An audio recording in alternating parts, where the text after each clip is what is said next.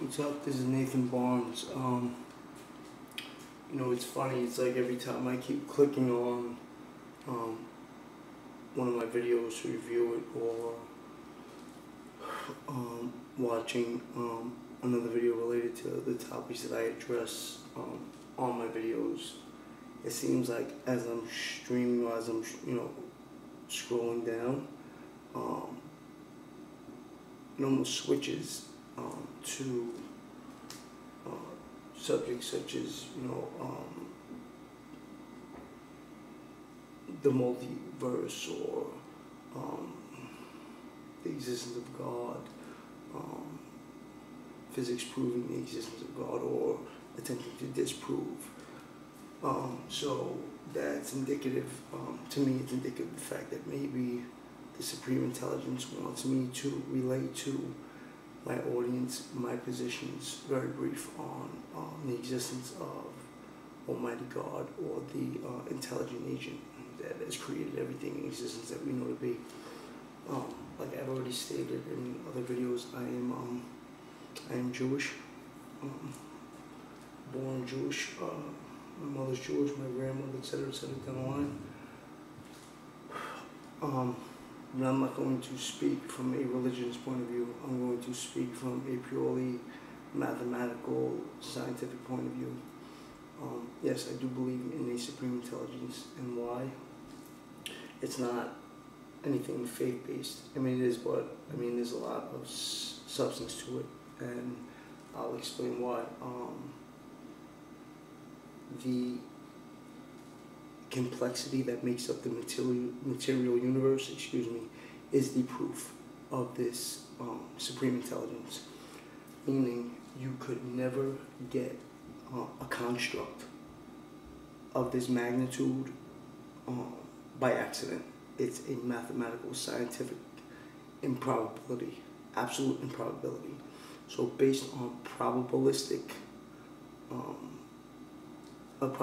standpoint, there's no way that you can get a construct, again, of this scale by accident. It just couldn't happen. It wouldn't happen, especially one that continues to go on in perpetuity, meaning the exactitude of it.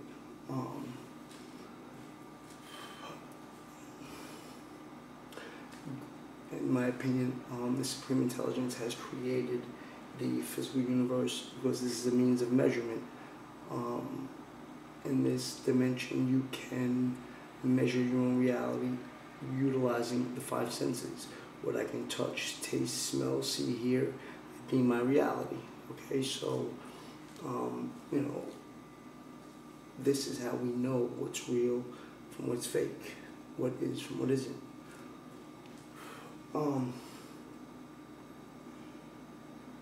This flow of consciousness in which we all are attached, including this awesome, magnificent being that's created everything in existence that we know to be. We are all unified through this consciousness, through this flow. Every experience we have, either individually or collectively, this intelligence has right along with us. So as we measure our own reality through the utilization of these senses, this entity measures its own reality as well.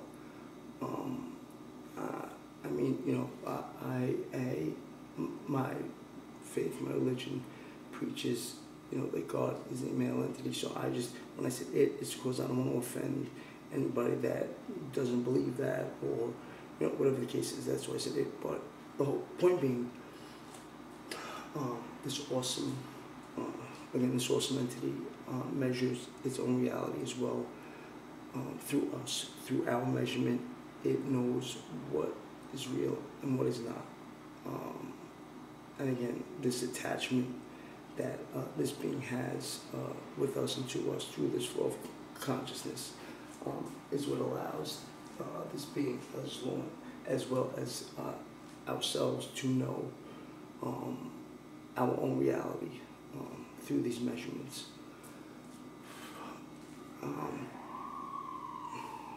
God is real.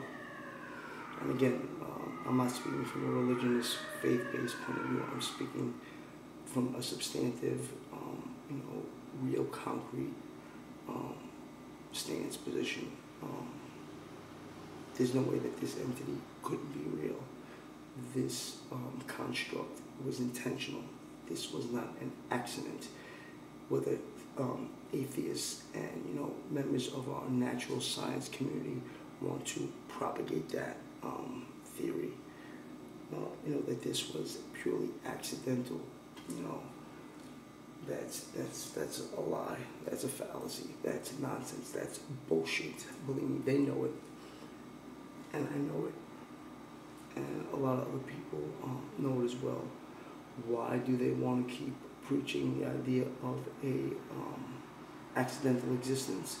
Because if I can make you believe that there's nothing greater than yourself or than this, then one day I might be able to convince you that I am the greatest. Not me personally, meaning I'm using this as an example as far as, again, these atheists, or not even atheists. I don't want to say that, because there are people that are just atheists. They don't believe in a higher being, which is cool. Whatever you believe, you believe.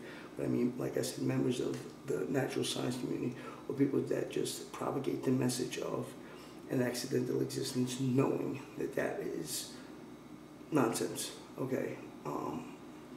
One day, if I was one of them, I might be able to convince you that there's no greater being than myself, because I am the scientist.